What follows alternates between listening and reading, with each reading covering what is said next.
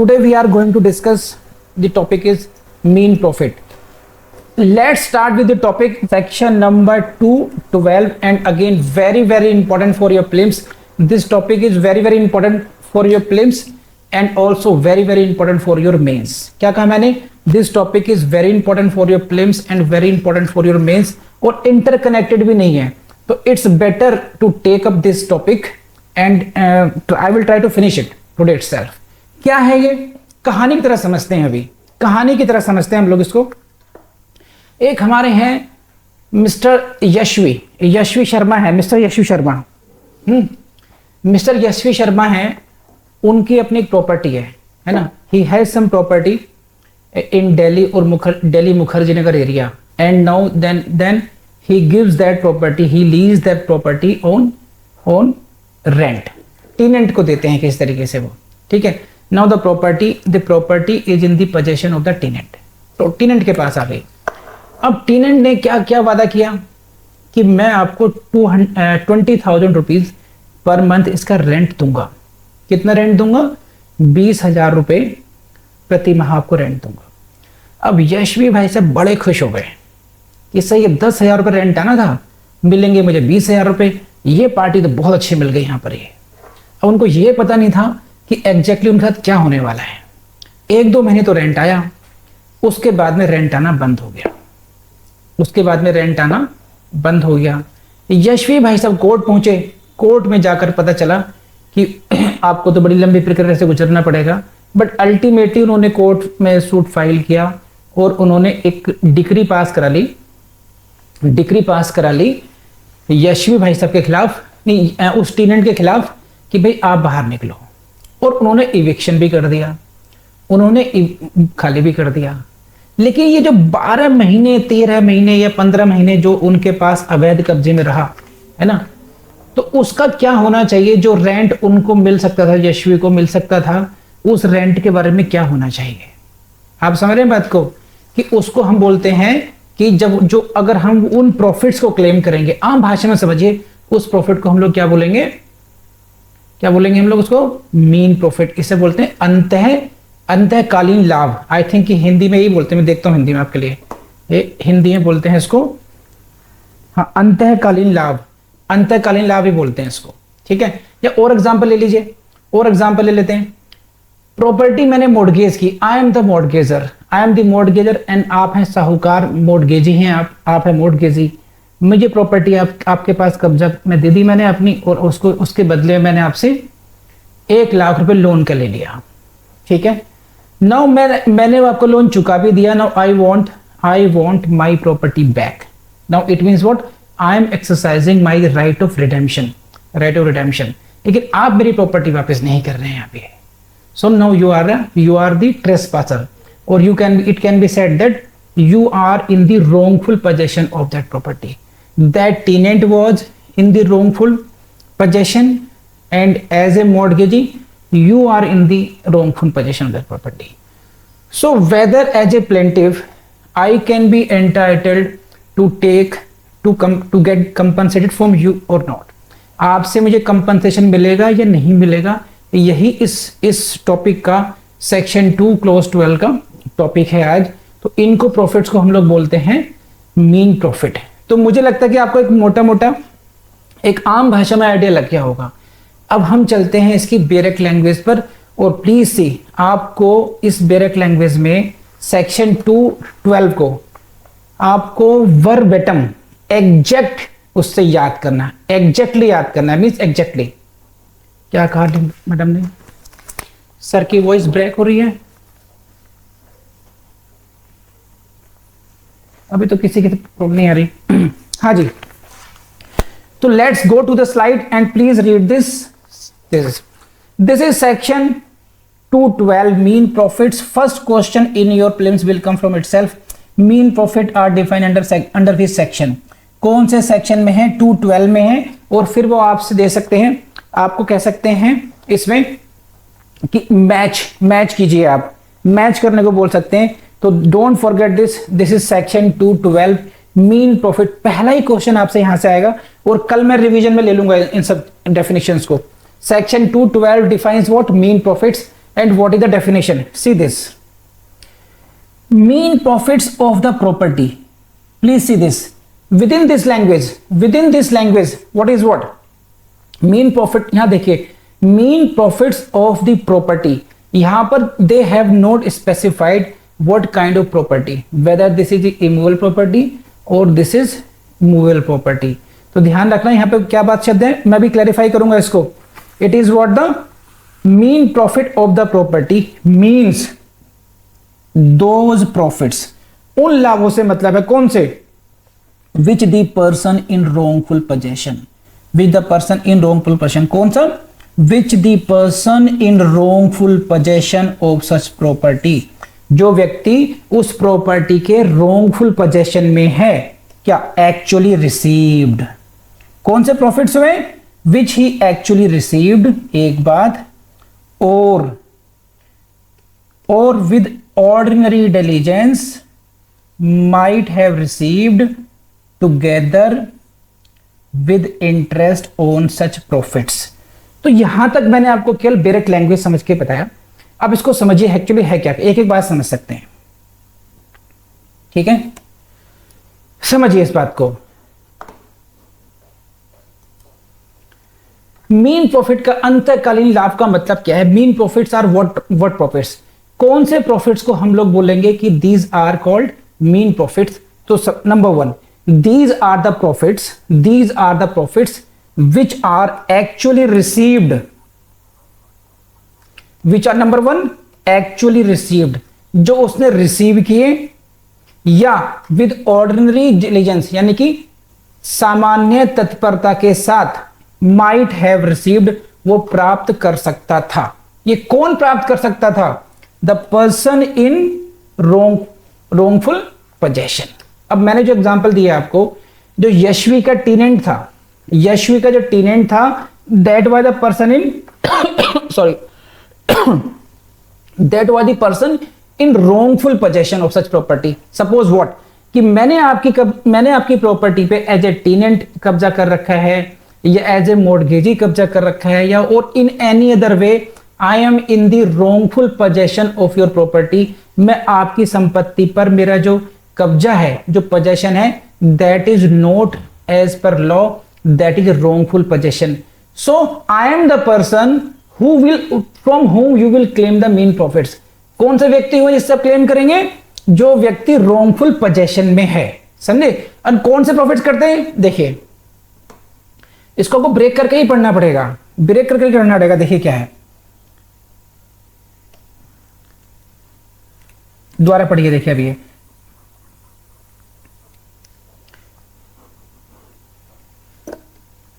mean profits of property means those profits.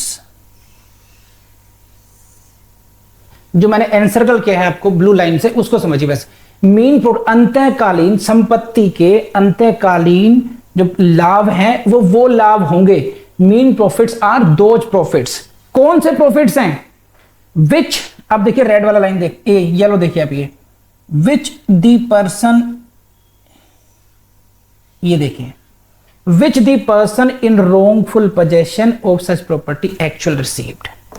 समझ में आई बात आपको? तो पहली बात क्या हो गई कि these are the profits which the person in wrongful possession actually received. इसको ऐसे समझिए. एक बार मैंने लैंग्वेज पढ़ा दी आपको. अब आपको ना मैं फिर एग्जांपल देता हूं बहुत अच्छी तरीके से. मुझे किसी ने प्रॉपर्टी, जैसे मान लीजिए विधि की प्रॉपर्टी है ये, है ना, this is a rented accommodation. Assume करते हैं कि ये रेंटल अकोमोडेशन है और मैंने इसका रेंट देना कर दिया बंद. Now I am the person in wrongful possession. ना मैं इसको खाली कर रहा और ना मैं उसको इविक्ट कर रहा और ना ही इसका रेंट दे रहा हुए. Now this is the I am the person who can be called as wrongful possession. The person in wrongful possession. मैं कैसे हूं? जिसके पास गलत तरीके से कब्जा हो, wrongful कब्जा हो. सही है? नाउ अब मैंने क्या किया? मैंने खुद भी खाली कर दिया इसको. ना मैं रेंट दे रहा और ना ही मैं इसमें यूज कर रहा. लेकिन मैंने क्या किया? मैंने इसको फर्दर आगे रेंट पे दे दिया. आप समझ रहे? मैंने किसी की प्रॉपर्टी पे कब्जा करके मैंने इसको आगे रेंट पर दे दिया. अब मैंने क्या किया, मैंने इस पर रेंट पे उठाया इसको, and now I am receiving 1 lakh rupees per month. So now I am the person in wrongful possession and I actually received 1 lakh rupees, 1 lakh rupees per month as the rent. So I think कि आप इससे समझ सकते हैं क्या हुआ, I am the person who actually received this. दूसरी बात, मैंने कुछ भी किसी को रेंट पे नहीं दिया. अब दूसरी सिचुएशन समझिए, मैंने उसको रिसीव कोई ना रेंट पे दिया, ताला लगा के रखा अपने पास, तो I am the person who is in the wrongful possession. लेकिन अब जो प्लेंटिफ अगर मुझसे मीन प्रॉफिट क्लेम करेगा तो वो क्या कहेगा, वो क्या कहेगा कि आपने 12 महीने इस प्रॉपर्टी को अपने कब्जे में रखा और आप मुझे 12 लाख रुपए का कंपनसेशन दीजिए. मैं कहूं 12 लाख रुपए क्यों, मैंने तो कोई रेंट रिसीव करा ही नहीं कहीं से. कहेंगे no, this is second category. देखिए आप इसको, सेकंड कैटेगरी, आपने भले ही रिसीव करा नहीं करा, but with ordinary diligence, with ordinary diligence means सामान्य तत्परता के साथ, माइट हैव रिसीव्ड, जो कि आप प्राप्त कर सकते थे, might have received. So this is the actually received और माइट हैव रिसीव्ड का अंतर इसमें क्या है कि ये जो 1 लाख रुपए का किराया है, यदि आपने इसको किराए पर उठाया होता तो आप 1 लाख रुपए प्रति माह इससे कमा सकते थे, निकाल सकते थे. तो एज ए प्लेंटिफ, जिसकी प्रॉपर्टी है, who is being deprived, he is entitled to claim this और दिस. उसको इससे मतलब नहीं है कि वेदर यू एक्चुअली रिसीव्ड और नॉट. ही विल सीक कि what could have been received by you, जो आप इससे ले सकते थे. अब फॉर एग्जांपल क्या है, देखिए इसको और समझिए. एक्चुअली रिसीव किया आपने 50,000 रुपया, है ना, एक्चुअली रिसीव किया आपने 50,000 रुपया, लेकिन तब भी क्या आएगा, इस क्लॉज को करेंगे, which might have received, which you might have received means जितना आप किराया इस प्रॉपर्टी का ले सकते थे. समझ रहे हैं बात ये. चलिए फिर मैं सेफर साइड, मैं इसको दोबारा समझाता हूं. नहीं आया,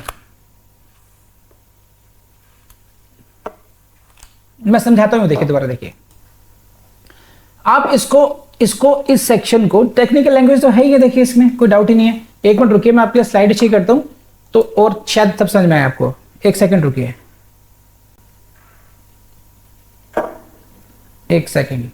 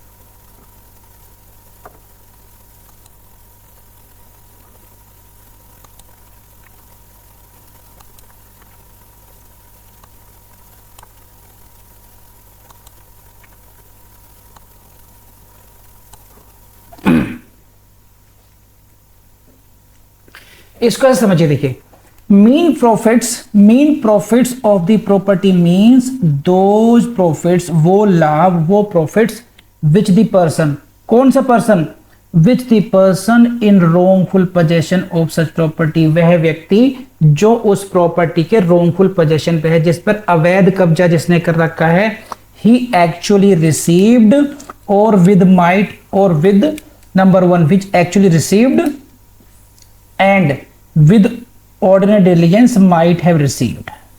इतनी सी बात है. तो 2 प्रकार के प्रॉफिट इसमें है. यहां पर देखिए कैसे कैसे करना है आप लोगों को,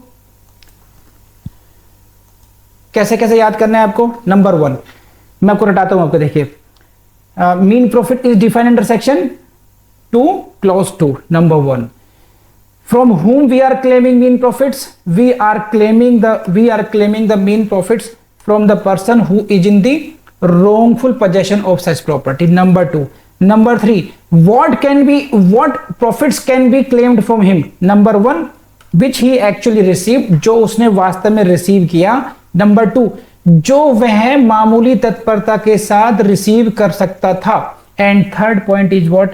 together with interest on such property, उन प्रॉफिट्स पर इंटरेस्ट के साथ में. यही नहीं कि केवल इंटरेस्ट मिलेगा, उन पर जितना ब्याज हो सकता था ब्याज सहित भी मिलेगा. हाँ या ना? अब थर्ड अगले उस पर जाइए, देखिए अभी और डिटेल में पढ़ेंगे हम लोग, बहुत 4 पेज के नोट्स हैं इस पर.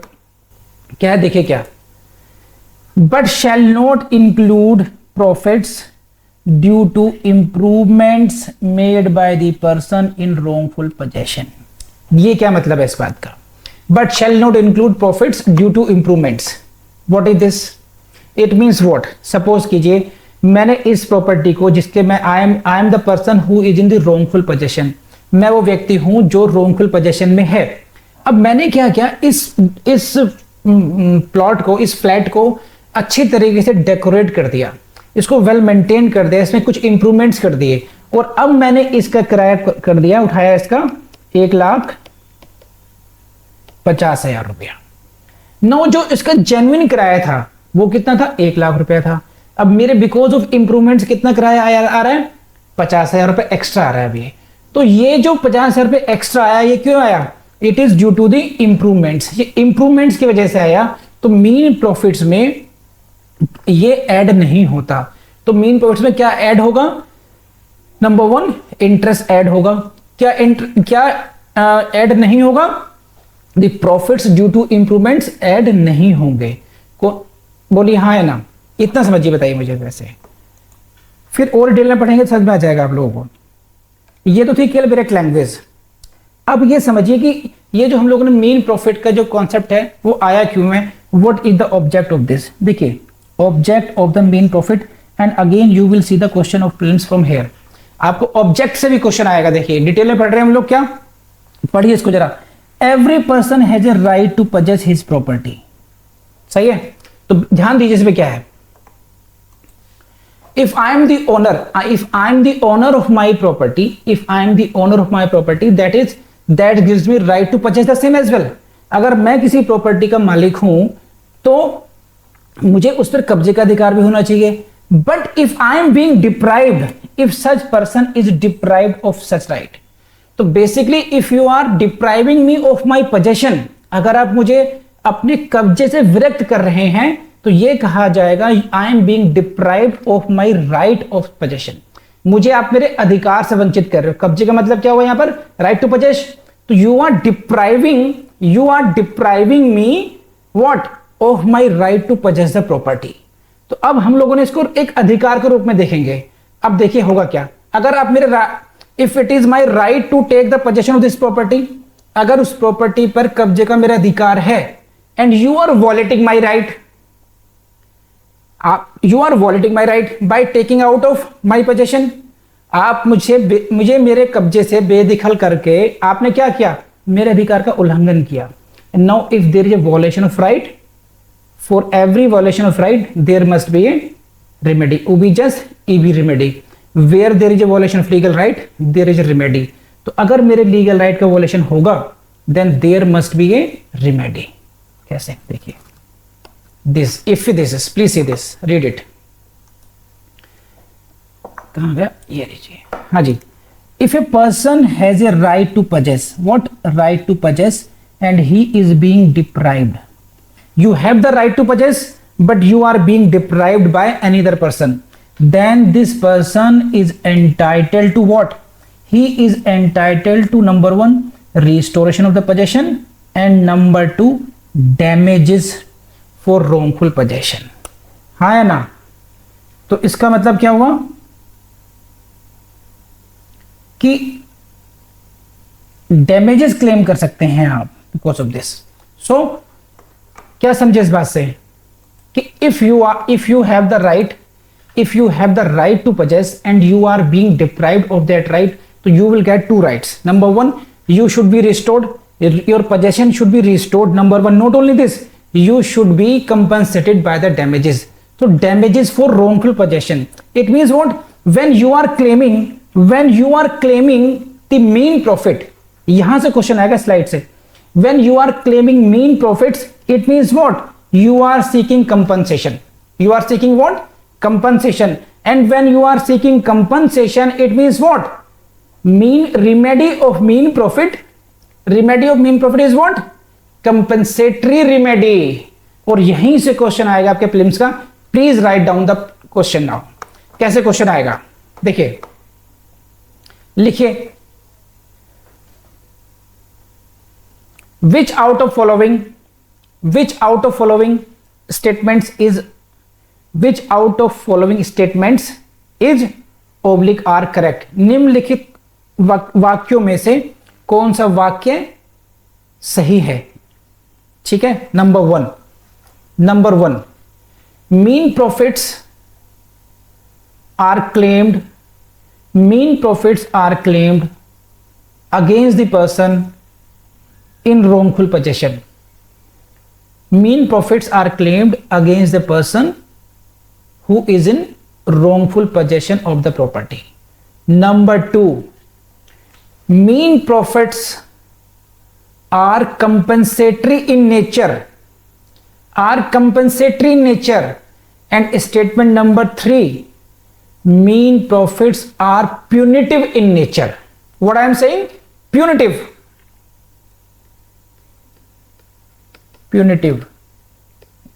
in the nature of punishing someone, punitive nature। So these are 3 statements A, B, C। now आप लिखिए options. Number 1 option A 1 is correct, option B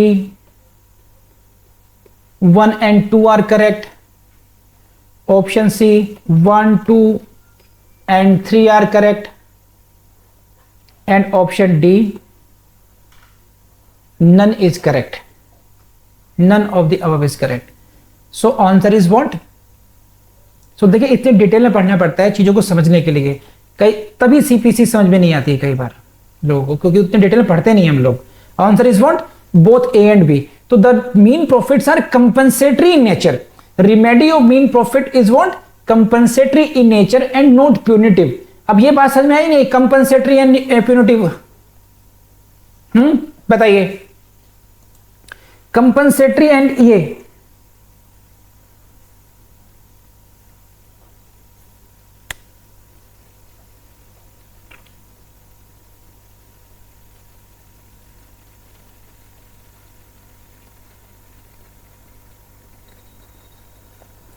किरण नेगी को नहीं समझ में आई बात? ओके, किरण नेगी कह रही है इनको समझ में नहीं आई। चलिए हम समझाते हैं फिर, हम हैं इसलिए। देखो किरण नेगी जी, समझिए दोबारा, फिर ध्यान कंसंट्रेट कीजिए थोड़ा सा। आप काफी लोगों को रिप्रेजेंट कर रही हो सकती हैं, ये समझिए। इसको ऐसे समझिए, दोबारा समझाता हूं आपको मैं। स्लाइड को ध्यान से दीजिए और फिर पढ़िए, समझिए। देखिए,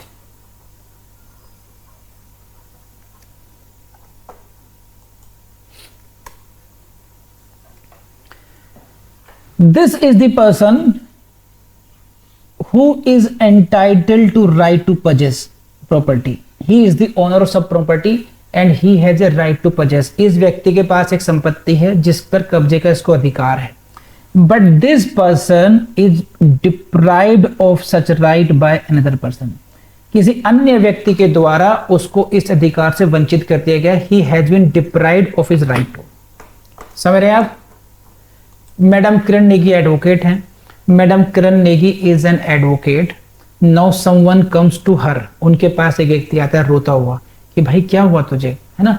now I had a plot, I had a property, I had a property, but some goonda elements of the vicinity had now had taken over the possession of that property wrongfully। उस प्लॉट पर कुछ लोगों ने गलत तरीके से कब्जा कर लिया है। Now I seek justice from you and you advocate Kiran Negi help me out for this। किरण नेगी से एडवाइस मांगी जा रही है, हेल्प मांगी जा रही है एज एन एडवोकेट। कौन व्यक्ति मांग रहा है? एक व्यक्ति की प्रॉपर्टी है और उस पर कुछ गुंडा एलिमेंट ने उस प्रॉपर्टी पर कब्जा कर लिया है। So he had a right to possess, he had a right to possession over that property, and now he had been deprived of that right by some other persons.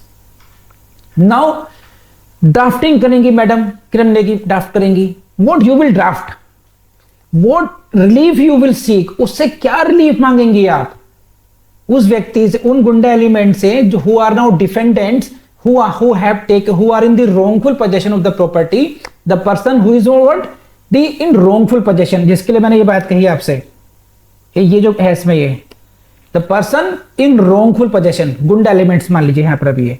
तो अब इनसे आप क्या करेंगे, इनसे आप क्या पढ़ेंगे कि आप अपने क्लाइंट के लिए क्या कहेंगे कि my client has a right of restoration of possession. Number 1, that plot, the possession of that plot must be restored to him. उस व्यक्ति को, मेरे क्लाइंट को उसका पोजेशन दोबारा दिलाया जाए. सही है, एक तो ये रिलीफ मांगेंगी. दूसरी बात, जो साल 2 साल तक जो कब्जा दूसरे आदमी के पास रहा, तो जो व्यक्ति, मेरे जो क्लाइंट हैं, इनको जो नुकसान हुआ उस प्रॉपर्टी को ये यूज करते, रेंट पर देते, या उस प्रॉपर्टी पर अपनी खेती बाड़ी करते, कुछ भी करते उस पर, है ना, क्योंकि वो कब्जा किसी उस प्रॉपर्टी को, वो प्रॉपर्टी दूसरे कब्जे में रही, तो उनकी इसका भी लॉस हुआ. उनको हुआ नहीं हुआ, एक तो राइट का वायलेशन हुआ और आपको नुकसान भी हुआ, है ना. So you will seek the damage as well, damages. तो you will seek two remedies, recovery of possession as well as the damages for this wrongful possession. अब ये बताइए, बात समझ में आई नहीं आई यहां तक, है ना, जल्दी बताइए. So you will seek the 2 remedies. Now suppose करने की, suppose possession is restored, पहला ग्रांट हो गया, restoration of possession is granted, but mean profits पर आप बात अटकी पड़ी है, mean profits आपको मिल रहे हैं. तो मीन प्रॉफिट्स किस तरीके से मिलना चाहिए आपको, मीन प्रॉफिट कैसे मिलेंगे आपको? एक तो ये है, उसको दंड देना है रोंगफुल पोजीशन वाले को, जो गुंडा एलिमेंट है जिन्होंने रोंगफुल पोजीशन कर लिया, कब्जा कर लिया. एक तो अगर उनको दंड देने के हिसाब से डैमेजेस दिए जाएंगे, उनको हम बोलते हैं प्यूनिटिव डैमेजेस. प्यूनिटिव कि वो आगे ऐसा करने से 2 बार सोचे. तो we will see this is what punitive damages. But when you are seeking what, कि जितना इसका नुकसान हुआ है, जो इस व्यक्ति का नुकसान हुआ है, उस नुकसान की भरपाई हो जाए, उसको हम बोलते हैं कंपनसेटरी. तो basically mean profits are a compensation paid to the real owner. जो वास्तविक मालिक है, स्वामी है उस प्रॉपर्टी का, उसको कंपनसेशन के रूप में है, ना कि ये जो व्यक्ति रोंगफुल पोजेशन में था उसको किसी प्रकार का पनिशमेंट देने के लिए है. और यही मैंने क्वेश्चन बनाया आपके लिए. जो स्टेटमेंट नंबर 2 था कंपेंसेटरी इन नेचर, और 3rd स्टेटमेंट था punitive in nature.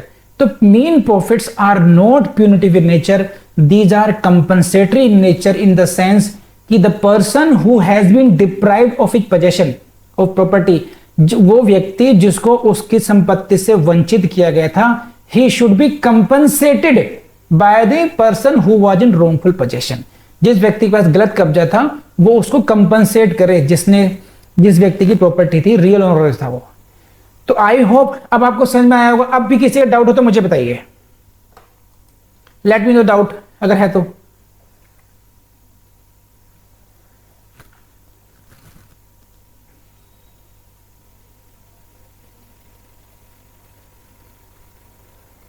Fast please.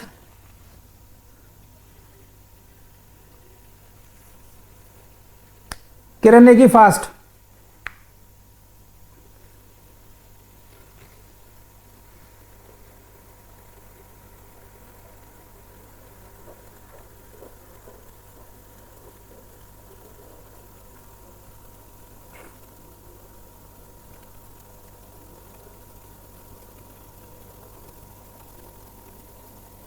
ठीक है, सबको समझ में आ गया. अभी आगे बढ़ते हैं. देखिए, so basic you note down a case law. This is what Lucy का केस है. याद करिए, Lucy Mariyappa, Lucy versus Mariyappa case है. इसमें this is very important case on the topic of mean profit. Sometimes case laws are asked, कई बार आपसे case laws पूछे जाते हैं कि ऑन टॉपिक्स पर.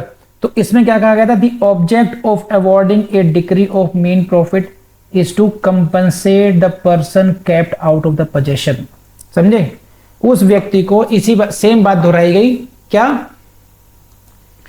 कि what is the object of this, the object of mean profit is to compensate the person who is kept of out of position, जिस व्यक्ति को कब्जे से दूर रखा गया उसको कंपनसेट करने का है। This was held in the case of Lucy. I hope you will not forget this. तो केस लॉ बता दिया, कंपनसेटरी नेचर बता दिया आपको। आई होप कि अब आप लोग भूल जाएंगे अच्छे तरीके से। अब आगे बात पढ़ते हैं, अगला क्वेश्चन कहां से आता है देख लीजिए। देखिए, अरे कहां चला जाता है ये स्लाइड, हाँ, against whom mean profits can be claimed, किन किन व्यक्तियों के विरुद्ध मीन प्रॉफिट क्लेम किया जा सकता है। एक बार हम लोग पढ़ चुके हैं, लेकिन अब थोड़ा सा और ढंग से पढ़ते हैं इसी बात को। देखिए, ट्राई टू अंडरस्टैंड दिस कि this is the wrongful possession which is the essence of a claim of mean profit, है ना, इसको समझिए। देखिए, एक एक लाइन काम की है, ध्यान रखना, बिकॉज अगर आप लोग ये ख्वाब देख रहे हैं कि आपको हरियाणा में क्वालिफाई करना है तो आपको इतनी डिटेल में कुछ टॉपिक्स को पढ़ना पड़ेगा, तभी जाके आपको सीपीसी आएगी, है ना। कुछ टॉपिक्स आपने एकदम जैसे मैंने रिवीजन कराया आपको हेडिंग से याद हो गए, कुछ टॉपिक्स ऐसे हैं which must be studied thoroughly, है ना। So what is the base, what is the essence of this when you are claiming the main profit, तो उसका आधार क्या है, वेरी फाउंडेशन क्या है ना। फाउंडेशन क्या है, जो डिफेंडेंट की liability you are being held, you are trying to held the defendant liable for something, यानी मीन profits, what you will have to prove, you will have to prove only one thing, that he was in the wrongful possession, his possession was not legal, he was not legally in possession, but he was in the wrongful possession। तो whoever is in the, तो आप ये heading क्या दी है मैंने आपको, against whom mean profit can be claimed, आप किसके विरुद्ध मीन प्रॉफिट क्लेम कर सकते हैं, उस क्वेश्चन का जवाब आपको कहां से मिलेगा, anyone who is in the wrongful possession। why? because wrongful possession ही इसका आधार है। इसेंस क्या है, जो मुख्य बात है क्लेम का, आधार क्या है, वो wrongful possession ही है। तो कोई एक एग्जांपल फिट नहीं हो सकता कि आप कह सकते हो no we can claim wrongful possession from only this person, no, it can defended may be anyone. For example देखते हैं, अब मैं आपको एग्जांपल समझाता हूं कुछ। देखिए, यहां से क्वेश्चंस आएंगे बड़े वाले,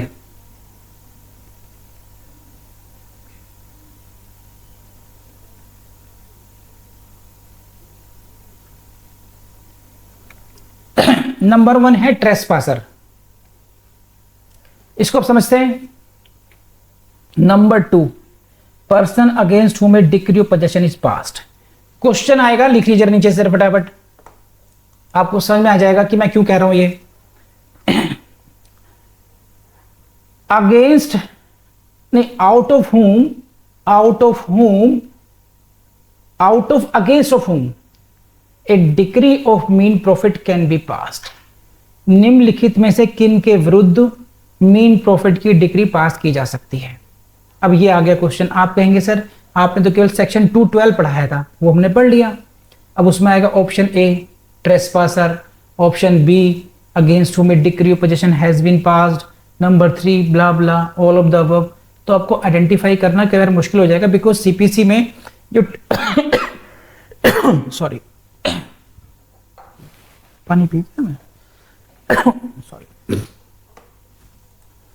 अरे पंकज गर्म पानी ला के तो बोल रहा है, गला सूख गया।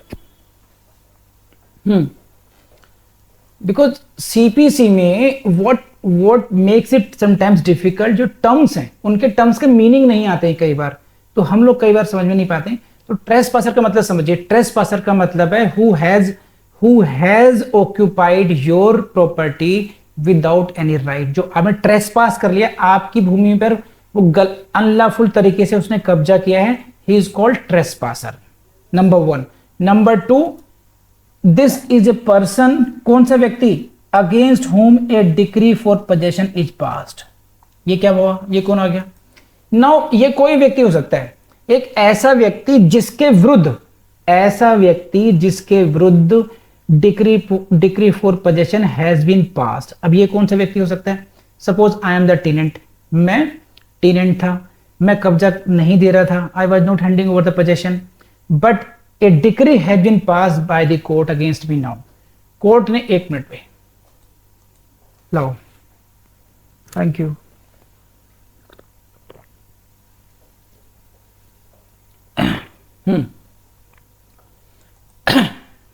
कोर्ट ने, I was the tenant and I was not handing over the possession. I was not evicting the property. Now the owner went to the court and a decree was passed against me.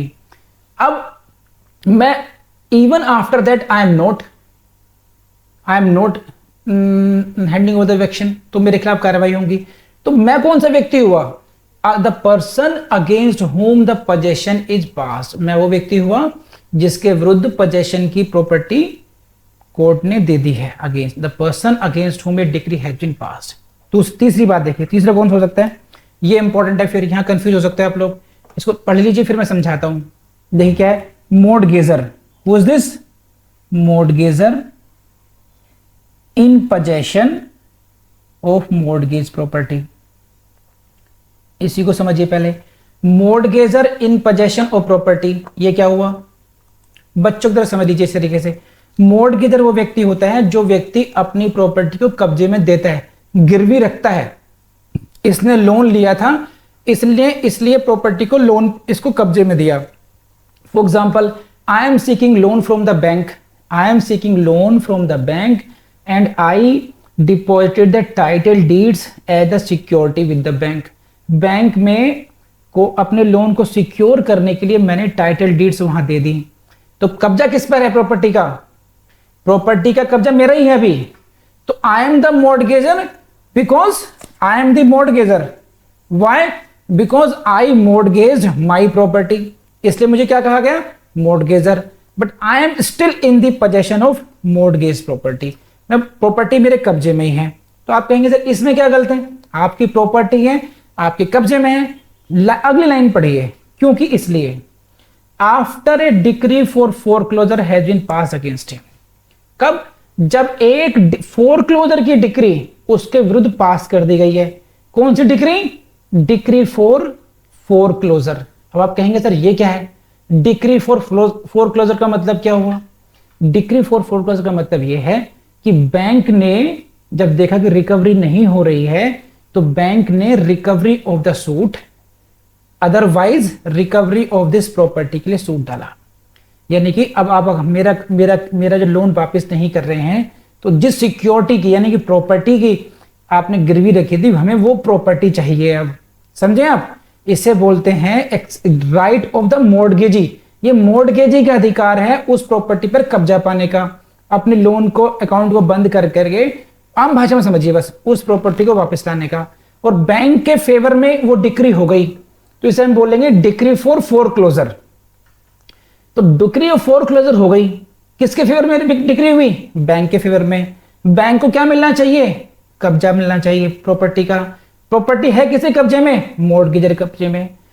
तो जब ये decree हो जाए, after the decree of foreclosure, जो मॉर्टगेजर था, जो उस property का स्वामी था, वो क्या कहलाएगा? Now he will be held as the person in wrongful possession. Property उसी की थी, लेकिन now he will be considered as what? Person in wrongful possession. क्यों? क्योंकि एक decree has been pass against him, क्योंकि उसके विरुद्ध कोर्ट ने एक डिक्री पास कर दी है कि भाई साहब आप लोन चाट गए, खा गए, जब आपने कर लिया, डकार लिया, अब कम से कम जो प्रॉपर्टी थी वो उसको वापस करो। अगर आप वापस नहीं कर रहे हैं तो what you will be? You are the person in wrongful possession of the property. कब? After a decree has been passed against you. जब कोर्ट ने कह दिया no you will have to hand over the possession, और आप hand over नहीं कर रहे हैं, it means now you are in the wrongful possession. तो दिस इज द मॉर्टगेजर। अब मुझे बताइए, आइडेंटिफाई कर लेंगे नहीं कर लेंगे इसको एग्जाम में? Late me no. ये बात समझ में आई नहीं आई? जल्दी से। हाँ है ना? Please let me no.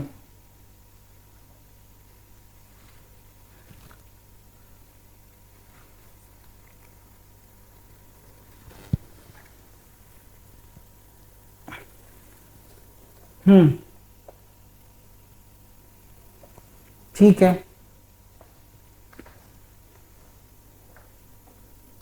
Now come to next, ये कौन है? Mortgagee in possession, he is the mortgagee in possession. आप समझिए इसमें क्या है, नेक्स्ट कैटेगरी किस चीज के। Now he is what? Mortgagee in possession. Sometimes what happen कि जिससे आपने लोन लिया, the person from whom you secured loan, you not only gave the title deeds but also handed over the possession to him. कि भाई साहब property आप अपने कब्जे में ले लो, मुझे किसी तरीके से लोन दे दो बस आप। तो in this case the possession of the property was handed over to whom? The mortgagee, the person who gave you loan. तो therefore he is called mortgagee because he gave you loan, है ना। And he, because he has been given possession of the property, therefore he is called mortgagee in possession. Mortgagee in possession. तो इसका मतलब क्या हुआ? साहूकार को आपने अपनी प्रॉपर्टी भी दे दी, साथ में आपने क्या लिया उसके बदले में? लोन लिया। तो he will be called as mortgagee in possession. ये बात समझ में आ गई? इसके बाद में आपने उसका लोन वापस कर दिया। Now you want to close that account and to take back your property. It means you are exercising your right of redemption, right of redemption, but he is not handing over the possession to you. So therefore you went to the court and a decree was passed. This is called decree for redemption. Decree of redemption was passed against the mortgagee, but he is not handing over you the possession. So therefore अगर वो hand over नहीं करता है तो he will be called the person in wrongful possession. तो आपको क्या identify कर रहे हैं? वेदर, देखिए एक केस में मैंने क्या होता है, मॉर्टगेजर जो खुद रियल ओनर था वो भी पर्सन इन रोंगफुल पोजेशन हो सकता है, और यहां पर मॉर्टगेजी है इन रोंगफुल पोजेशन। क्यों? कोर्ट ने कहा कि जब इसने पैसा दे दिया, he is exercising right of redemption, therefore you should hand over this. Now a decree has been passed against him, still he is not handing over. It means you are the person who is in wrongful possession. तो in all these cases, whether it is the mortgagor in possession after the passing of decree of foreclosure or the mortgagee after the passing of redemption, both persons are treated as the persons in wrongful possession of the property. तो please let me no ये आपको बात समझ में आई है नहीं, है ना?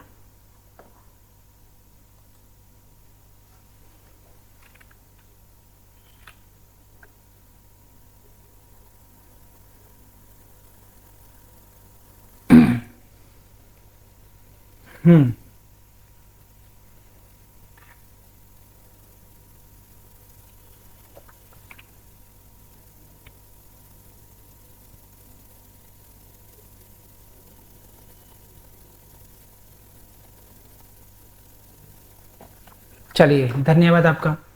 सो आपको सीधी समझ में आ रही है ना? चलिए अब now sometimes it may happen that the person कौन सा पर्सन? ये जो व्यक्ति है जिसको हम कह रहे थे the person in wrongful possession. क्या? The person in wrongful possession. अब इट इज नॉट नेसेसरी कि in every case there is only single person.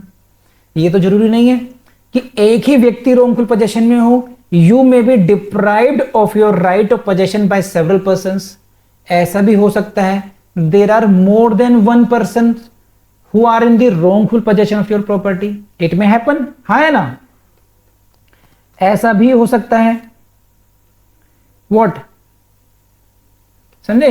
So what will happen where the plaintiff is dispossessed by several persons? जब plaintiff को कई लोगों ने, several persons ने किया हो, तो from whom you can claim mean profit? Again, this is the question for your prelims. And those who are going to appear in DGS, Punjab और others जहां पर टेक्निकल क्वेश्चंस आते हैं, Haryana including Haryana, this can be question in mains as well. यहीं पर भी हो सकता है। मीनिंग देयर बाय, फॉर एग्जांपल मेरी प्रॉपर्टी है, मेरी प्रॉपर्टी पर डोली मेहता, यशवी शर्मा, इन चारों पांच लोगों ने मिलकर के कब्जा कर लिया। Now you are several persons who are in the wrongful possession. ऐसे मान लीजिए मुझे लोन चाहिए था 1 करोड़ रुपए का, 1 करोड़ रुपए का।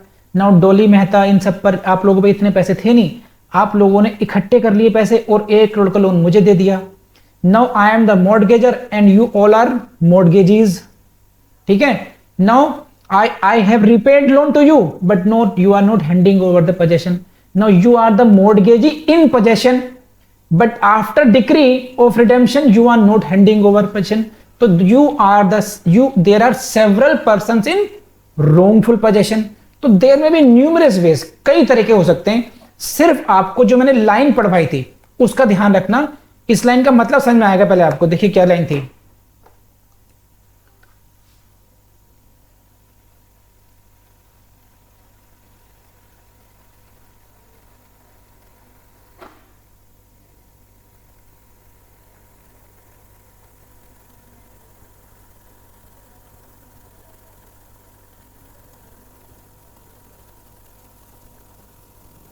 ये जो लाइन थी, please see this, wrongful possession is the essence of the claim of mean profit. And now this wrongful possession may be by any person. He may be trespasser, he may be mortgager, he may be mortgagee, कोई भी हो सकता है। there is no limit, समझे आप? हाँ है ना?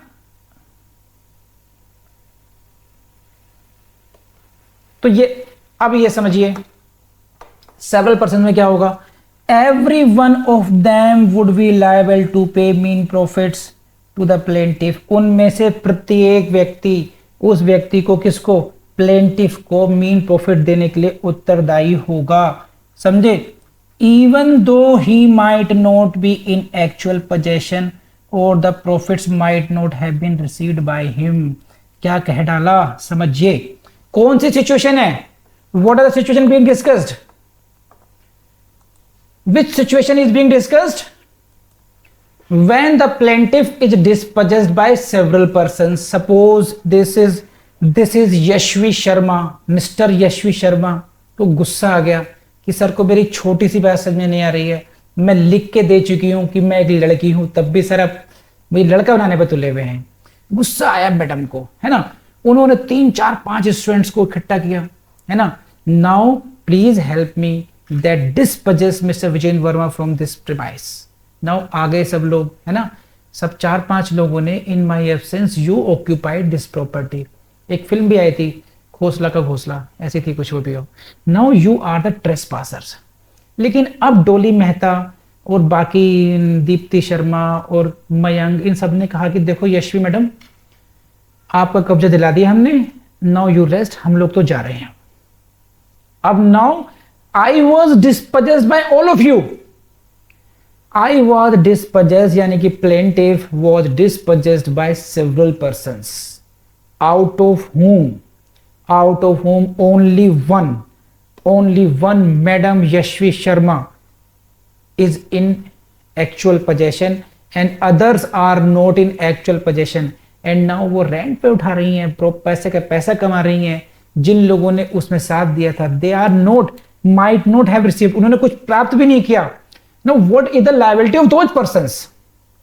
what is the liability of those persons? answer is what? Every one of them would be liable to pay mean profits। उनमें से हर एक व्यक्ति मीन प्रॉफिट देने के लिए लायबल होगा। क्यों कह रहा हूं ऐसा? Why? Because ultimately this is the violation of my legal right to possess, and now you acted as a joint tortfeasors, your liability will be joint and several। आप बात समझ रहे हैं? आप सभी के सभी लायबल होंगे, भले ही आप लोगों ने despite the fact that you did not receive any profit, you are not in actual possession। who is in actual possession? Madam Yashvi Sharma is in actual possession, but you the people dispossessed me। क्योंकि आप सब लोगों ने मुझे डिस्पजेस किया था, therefore every one of you will be liable to pay me mean profits। हाँ या ना? समझ में आई नहीं आई बात?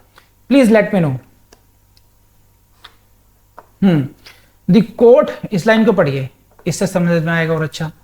The court in such cases may hold all the trespassers jointly and severally liable. समझे? Jointly and severally liable.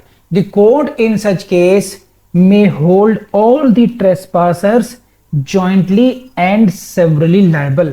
इसका मतलब क्या हुआ? Jointly and severally liable क्या हुआ? When few persons are held jointly and severally liable, जब कुछ लोगों को इस तरीके से liability फिक्स की जाती है jointly and severally, in that case plaintiff is at liberty. plaintiff के पास ये freedom है कि he may sue only one living others or he may sue all the persons. It means I can sue either Yashvi Sharma number one only one, और I may सू दीप्ति शर्मा जिन्होंने उनकी help की थी, और I may sue all of them jointly and severally. There is no bar for me. I can sue any of you or all of you to get the claim of mean profit. And when it is the situation we say the defendants are jointly and severally liable. हाँ या ना? समझाइए मुझे बताइए, jointly and several liable का meaning समझ में आया नहीं आया? Please fast.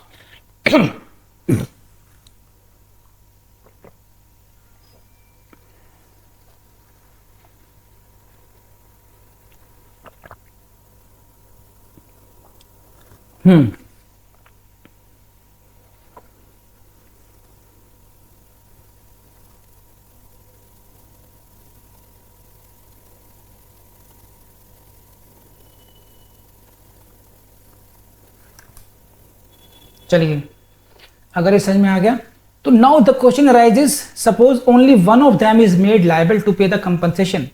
अगर केवल एक से ही कंपनसेशन वसूला जाता है, then what about the others? तो then that fellow, the person who is made bound to pay to plaintiff can file a separate suit for contribution. क्या मतलब? इसको लाइन को पढ़ लीजिए, पहले स्क्रीन पे पढ़ लीजिए सो दैट अच्छी तरह समझ में आ जाए. Leaving them to have their respective rights adjusted in a separate suit for contribution. जो अदर डिफेंडेंट्स हैं, सपोज कीजिए दीप्ति शर्मा को उन्होंने कहा कि दीप्ति शर्मा से मुझे लगता है कि यार यशवी शर्मा को मैंने सू कर भी दिया, इससे वसूली तो हो नहीं सकती, मुझे दीप्ति शर्मा को सू करता हूं, उनके पास बहुत पैसा है. तो now I made Deepti Sharma only defendant and now the decree was passed against her. Suppose 10 lakh rupees were awarded as mean profit. अब दीप्ति शर्मा को 10 लाख रुपए मुझे देने पड़ गए. नाउ काम तो काफी लोगों ने this I were dispossessed by several persons. तो what is the remedy for Deepti? क्योंकि अकेले थी नहीं वो. Now Deepti can bring a separate suit for contribution. उसे कहते हैं सूट फॉर कॉन्ट्रीब्यूशन, कि बाकी भाई अब यशवी शर्मा और बाकी सब लोग आ जाइए, you will have to contribute, but as a plaintiff I need not to worry for that. इनका क्या है? यस, रिकॉर्डिंग ऑन है. दीप्ति राजपाल का है कि व्हाई वुड, वो ऐसा करेगा क्यों? ये करे या ना करे, it is upon the choice of the plaintiff. Sometimes it may happen, suppose करो यशवी शर्मा तो उन्होंने प्लॉट को उन्होंने कब्जा किया, रेंट पे दिया, और ये चली गई विदेश घूमने के लिए. अब मैं इनको बुला भी नहीं सकता, इन पे सम्मान की सर्विस भी नहीं हो सकती. तो ऐसी स्थिति में दीप्ति शर्मा मैडम एग्जाम दे रही हैं, तो इन्हीं को पकड़ लो पहले, बस इन्हीं को सू करते हैं पहले. तो देयर में भी डिफरेंट सर्कमस्टेंसेस. वहां पे प्लेंटिफ ये देखता है कि कहां मुझे what is the most beneficial position for me. तो ये डिपेंड करता है चॉइस ऑफ प्लेंटिफ पर, but jointly and severally liable होंगे इस केस में वो. तो यहां तक समझ में आया नहीं आया, ये बताइए मुझे आप लोग.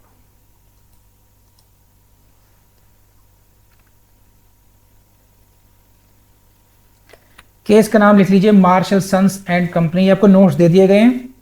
देखिए ये केवल हम डेफिनेशन पार्ट है, लेकिन 4 पेजेस के नोट्स बना के दिए मैंने इसमें आपको. क्यों टॉपिक ही ऐसा है ये. तो अब इससे आगे भी काफी है, अभी इसको काफी पढ़ना पड़ेगा इस पे, और फिर उन टॉपिक को छेड़ने में काफी टाइम लग जाएगा. यहां तक किसी को कोई क्वेश्चन पूछना तो पूछ लीजिए, please let me no.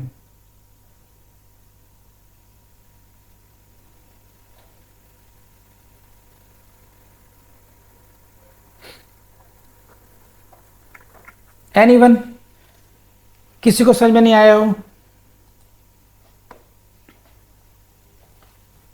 Adisha, Aditi, Ajit Chaudhary, Akanksha madam, Damayanti, किसी को कुछ समझ में नहीं आया तो मुझे बताइए। लक्ष्मी शर्मा, एनीवन?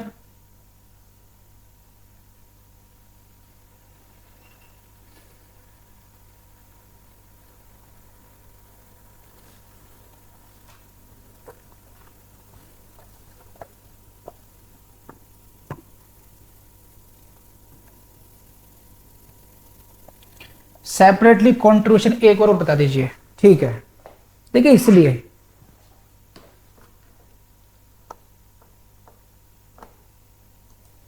वैसे ही बताऊं, ऐसी कोचिंग कभी नहीं मिलेगी आपको जो हिला लगे भाई साहब कुछ पूछो, अरे तुम भूल गए कुछ पूछो, है ना। ठीक है, मैडम का क्वेश्चन है सेपरेटली कंट्रीब्यूशन का।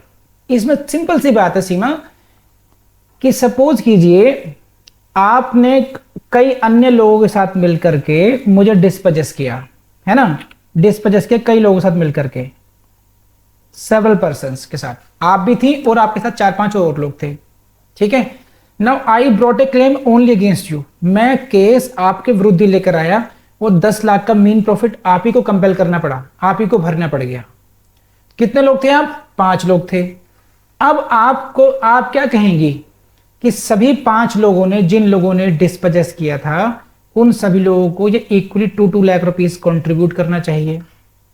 तो मैं प्लेंटिफ क्या कहूंगा कि भाई तुम जानो ये, तो तुम क्या करोगी सीमा कि तुमने 10 लाख रुपए देने पड़ गए, तो तुम बाकी 4 लोगों के खिलाफ अब तुम अलग से सूट लेकर आओगी। इसे कहते हैं suit for contribution, suit for contribution. और अब आप कहोगे कि भाई बाकी 4, मुझे देखो 10 लाख रुपए देने पड़े, इसका प्रूफ ये रहा, मैंने कोर्ट में जमा किए हैं, और आप सभी को इसमें कंट्रीब्यूट करना पड़ेगा। तो आप उनके लिए एक सूट फॉर कंट्रीब्यूशन लाएंगी कि 2-2 लाख सब में कंट्रीब्यूट हो जाएगा इस तरीके से। इसको बोलते हैं सूट फॉर कंट्रीब्यूशन। ठीक है, तो ये सेपरेट सूट हुआ, प्लेंटिफ से मतलब नहीं है। अब सीमा आप प्लेंटिफ बन गई, जो आपके साथ लोग और थे वो आप प्लेंटिफ हो गए सूट में, और बाकी 4 जो लोग, जिन लोगों ने आपके साथ कब्जा लेने में हेल्प की थी, वो डिफेंडेंट बन जाएंगे इसमें। ठीक है, और कोई और किसी क्वेश्चन पूछना हो?